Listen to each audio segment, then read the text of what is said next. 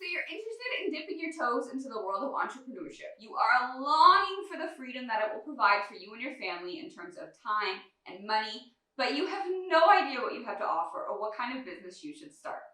If this is you, then you have landed on the right video, because I am about to share with you a simple 4-step system that can help you come up with your profitable business idea that you will love. Welcome back to Motherhood Uncorked. If you are new here, welcome. I'm your host, Courtney, and each week I put out a new video showcasing the best tips and strategies to help you thrive in motherhood and build a life that you want to celebrate. So make sure you subscribe and hit the bell so you never miss an episode. Okay, so let's just jump right into it. The 4 simple steps that you can use to come up with a profitable business idea are as follows. Step number 1 is to brain dump all of your skills. So you're going to get on a piece of paper and a pen and you're going to create a master list of all of your skills. So all the things that you've mastered, all the things that you're really good at. It's a good idea to ask friends, family, even past clients, because usually the things that we're really good at aren't immediately obvious to us because we take them for granted and think that everyone else is also really good at them.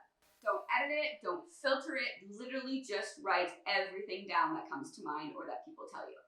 The next step is to look at your master list and figure out which of those skills that you possess could actually be profitable. So in order to figure out which skills you already have that you could turn into a legit product or service, the thing that you need to do is you need to look for evidence. So let's say, for example, one of the things that you have written down that you're really good at is trend forecasting. Whenever you're shopping, you're looking for clothing or accessories in stores and you cannot find them anywhere, and then the next season you see them everywhere. Is this a skill that you could turn into a profitable business idea? Well, you're going to want to do some research.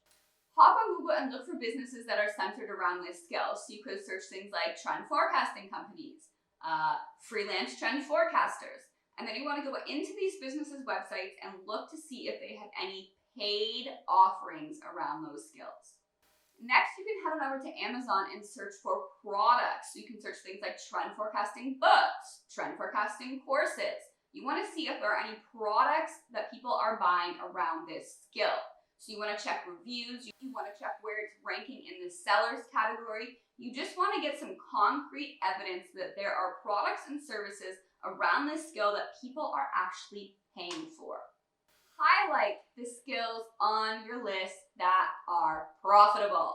The next step is you want to look at your list and you want to highlight the profitable skills that you have that you are actually passionate about.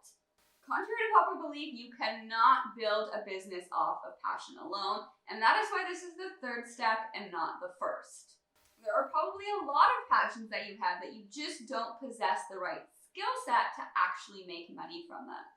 For example, you might love singing and performing, but you don't have that great of a voice, but that doesn't stop you from going to karaoke night every Thursday. Passions always make for great hobbies, but not always great businesses.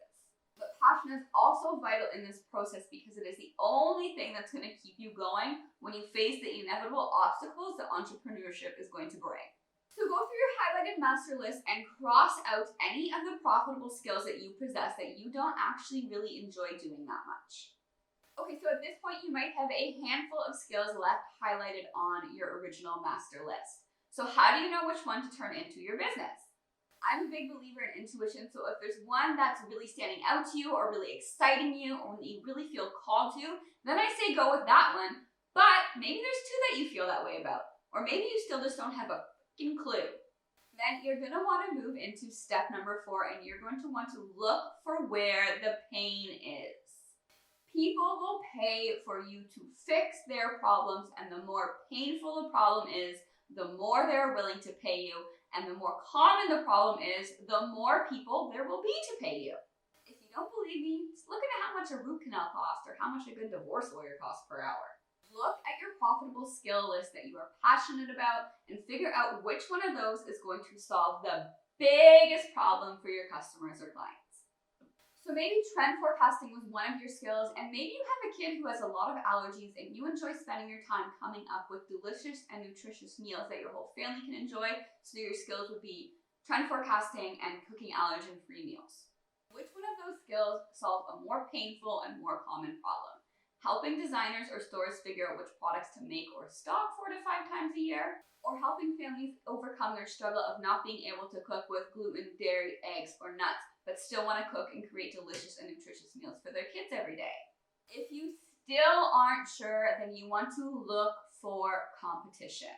Yes, competition is a good thing when you're starting a business because it shows that you have a proven, profitable business idea that other people are already paying for.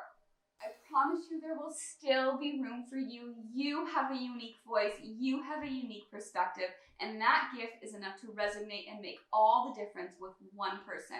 And that one person will ripple into 2 people, and that 2 people into 3, and then that ripple will turn into a wave, and that wave will make a massive impact, which will turn into a massive income. So let me know in the comments below which one of these steps you found to be the most helpful. If you know another mom who's considering starting up a side hustle or dipping her toes into entrepreneurship, then please make sure you share this video with her. I am all about moms supporting moms. Also, if you could do me a huge favor and either like the video, or if you really enjoyed it, make sure you subscribe and hit the bell, and I will see you back here next Thursday. Cheers!